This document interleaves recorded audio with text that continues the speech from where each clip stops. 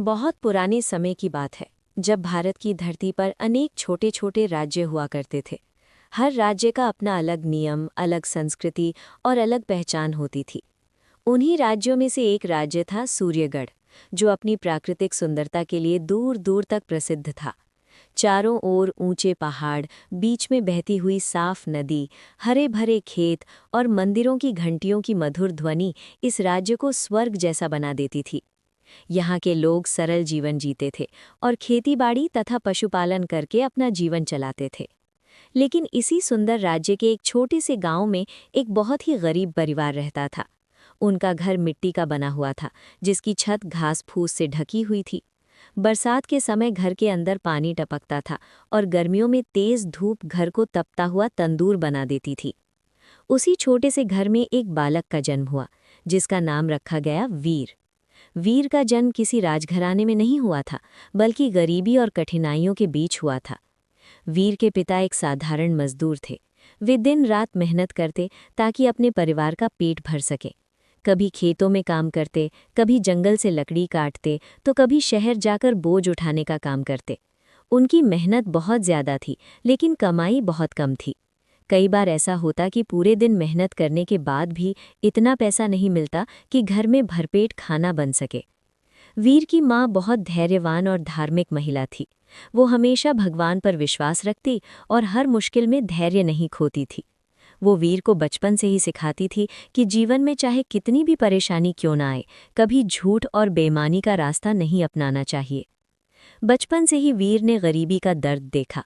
जब गांव के दूसरे बच्चे खिलौनों से खेलते थे, तब वीर मिट्टी से बने खिलौनों से खेलकर खुश हो जाता था। जब दूसरे बच्चे अच्छे कपड़े पहनते थे, तब वीर के पास पहनने के लिए केवल एक ही जोड़ी कपड़े होते थे। कई बार उसके कपड़े इतने पुराने हो जाते कि उनमें जगह जगह छेद हो जाते, लेकिन वो कभी शिकायत नहीं करता था। लेकिन किस्मत ने वीर की परीक्षा यहीं खत्म नहीं की। जब वीर केवल 8 साल का था, तब उसके पिता बहुत गंभीर रूप से बीमार पड़ गए। बीमारी इतनी बढ़ गई कि वे काम करने लायक नहीं रहे। अब घर की सारी जिम्मेदारी वीर की माँ पर आ गई। वो घरों में काम करती, खेतों में मजदूरी करती, लेकिन फिर भी घर चलाना बहुत मुश्किल था। कई दिन ऐसे भी आते जब घर में खाना बनाने के लिए अनाज नहीं होता था। वीर और उसकी माँ कभी-कभी सिर्फ पानी पीकर सो जाते थे। भूख से वीर का पेट दर्द करता, लेकिन वो अपनी माँ को दुखी नहीं करना चाहता था, इसलिए चुपचाप सो जाता था। गांव के कुछ लोग उनकी हालत देखकर दया करते थे, लेकिन कुछ लोग उनका मजाक भी उड़ाते थे। कुछ बच्चे वीर से कहते, तू गरीब है, तू कभी बड़ा आदमी नहीं बन सकता। ये बातें सुनकर वीर का दिल दुखी होता, लेकिन वो रोता नहीं था। वो रात को आसमान में चमकते तारों को देखता और सोचता कि क्या भगवान उसकी मेहनत देख रहे हैं। उसके मन में एक सपना था, वो बड़ा होकर अपनी माँ को हर दुख से मुक्त करेगा। वीर बचपन से ही बहुत मेहनती था। वो सुबह सूरज निकलने से पहले उठ जाता और जंगल जाकर लकड़ियाँ काटता। वो लकड़ियों का गट्ठर बनाकर बाजार में बेचता, ताकि घर के लिए थोड़ा बहुत पैसा आ सके। कई बार जंगल में चलते समय उसके पैरों में कांटे चुभ जाते, हाथों में छाले पड़ जाते, लेकिन उसने कभी हार नहीं मानी। दिन में वो गांव के एक बूढ़े गुरुजी के पास पढ़ाई करने जाता था। गुरुजी बहुत ज्ञानी व्यक्ति थे। उन्होंने जब वीर की लगन देखी तो उसे बिना पैसे लिए पढ़ाना शुरू कर दिया। गुरुजी अक्सर कहते थे, बेटा, इंसान की असली ताकत उसका हौसला होता है। अगर हौसला मजबूत हो तो गरीब भी राजा बन सकता है। ये बात वीर के दिल में बैठ गई। उसने तय कर लिया कि वो चाहे कितनी भी मेहनत क्यों न करनी पड़े, वो पढ़ाई नहीं छोड़ेगा। धीरे धीरे समय बीतता गया। वीर बड़ा होने लगा, लेकिन उसकी मुश्किलें कम नहीं हुई। कई बार उसे भूखे पेट सोना पड़ता, कई बार उसे दूसरों के ताने सुनने पड़ते, लेकिन उसने कभी हार नहीं मानी। एक दिन गांव में बहुत बड़ा सूखा पड़ गया। खेतों में फसल नहीं हुई, कुएं सूख गए और लोगों के सामने भूख का संकट खड़ा हो गया। गांव के लोग बहुत परेशान हो गए। उस समय वीर ने लोगों को इकट्ठा किया और कहा कि अगर हम सब मिलकर मेहनत करें तो हम इस संकट से बच सकते हैं। उसने नदी से नहर बनाने का सुझाव दिया, ताकि पानी खेतों तक पहुंच सके। शुरुआत में लोगों को विश्वास नहीं हुआ कि एक गरीब लड़के की बात सही हो सकती है, लेकिन जब वीर खुद मेहनत करने लगा तो लोग भी उसके साथ जुड़ गए। सबने मिलकर मेहनत की और कुछ ही समय में खेतों तक पानी पहुंच गया। फसल फिर से हरी होने लगी।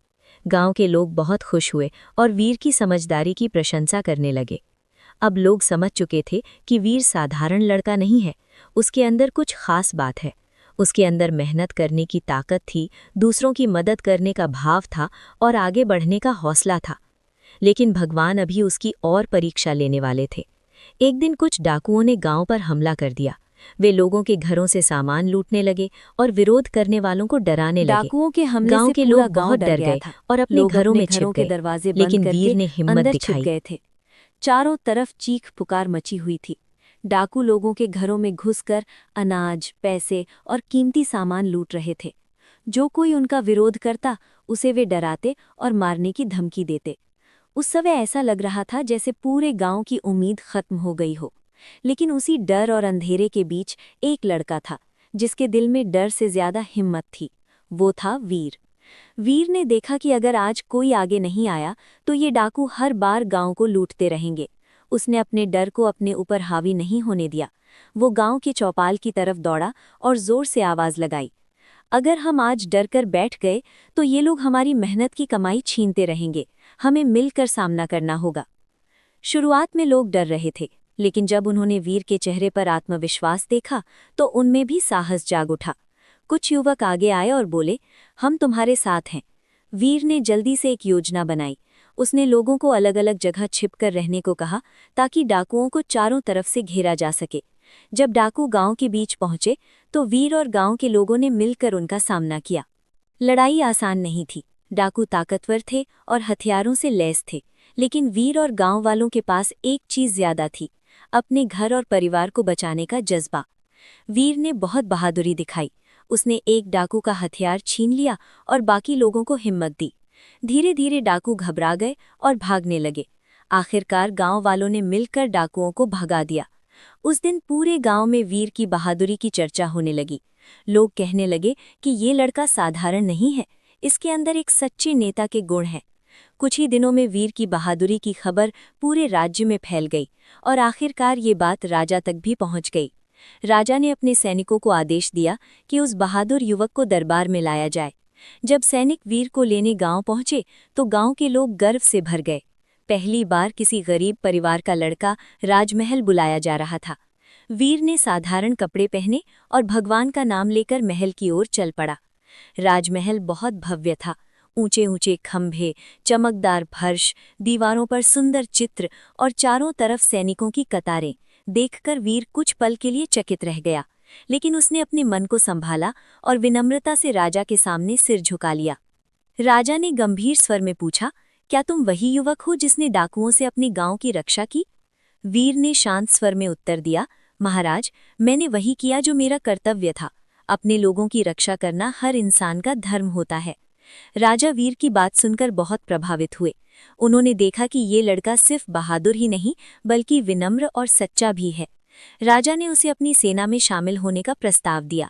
वीर के लिए ये बहुत बड़ा अवसर था।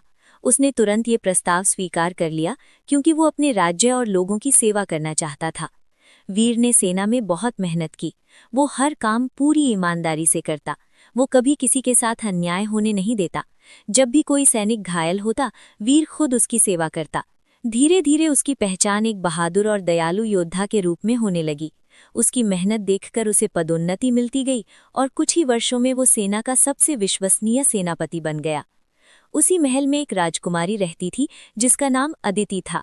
राजकुमारी अदिति बहुत सुंदर थी। उसके लंबे काले बाल, चमकती हुई आंखें और शांत मुस्कान उसे और भी आकर्षक बनाती थी। लेकिन उसकी असली सुंदरता उसके दिल में थी। वो बहुत दयालु थी और हमेशा गरीबों की मदद करती थी। अदिति को शाही जीवन से ज्यादा लोगों की सेवा करना अच्छा लगता था। वो अक्सर साधारण कपड़े पहनकर महल से बाहर जाती और जरूरतमंद लोगों की मदद करती। एक दिन उसने वीर को देखा जब वो घायल सैनिक के घाव पर मरहम लगा रहा था। वीर के चेहरे पर दया और सेवा का भाव देखकर अदिति बहुत प्रभावित हुई। उसने सोचा, जो इंसान दूसरों के दर्द को समझता है वही सच्चा महान होता है। धीरे धीरे अदिति और वीर की मुलाकातें होने लगी। दोनों एक दूसरे से अपने विचार साझा करते। अदिति को वीर की सादगी और सच्चाई पसंद आई और वीर को अदिति की दयालुता और समझदारी। दोनों के दिलों में एक दूसरे के लिए सम्मान बढ़ने लगा। एक दिन राज्य पर दुश्मन राज्य ने हमला कर दिया। ये हमला बहुत बड़ा था। सेना के कई सैनिक डर गए, लेकिन वीर ने अपनी बहादुरी से सेना का नेतृत्व किया। उसने अपनी बुद्धिमानी से युद्ध की योजना बनाई। उसकी योजना इतनी प्रभावी थी कि दुश्मन सेना हार गई और राज्य सुरक्षित बच गया। जब वीर युद्ध जीतकर वापस महल आया तो पूरे राज्य में खुशी की लहर दौड़ गई। लोगों ने फूल बरसाकर उसका स्वागत किया। राजा भी वीर की बहादुरी से बहुत खुश हुए। राजकुमारी अदिति ने वीर से कहा, आपने सिर्फ युद्ध नहीं जीता, बल्कि पूरे राज्य का दिल जीत लिया है। धीरे धीरे राजा को भी ये समझ में आने लगा कि वीर सिर्फ एक अच्छा सेनापति नहीं, बल्कि एक सच्चा और योग्य इंसान है। राजा बूढ़े हो चुके थे और उनका कोई पुत्र नहीं था। उन्हें चिंता थी कि उनके बाद राज्य की जिम्मेदारी कौन संभालेगा। एक दिन राजा ने अदिति से पूछा, तुम्हें वीर कैसा लगता है? अदिति ने मुस्कुराकर कहा, पिताजी, वीर सिर्फ एक योद्धा नहीं, वो बहुत अच्छा इंसान है। वो हमेशा दूसरों की भलाई के बारे में सोचता है। राजा समझ गए कि वीर ही इस राज्य के लिए सही उत्तराधिकारी हो सकता है। कुछ समय बाद राजा ने पूरे राज्य के सामने घोषणा की कि वीर को राजकुमारी अदिति के साथ विवाह के लिए चुना गया है। ये सुनकर पूरे राज्य में खुशी की लहर दौड़ गई। विवाह बहुत धूमधाम से हुआ।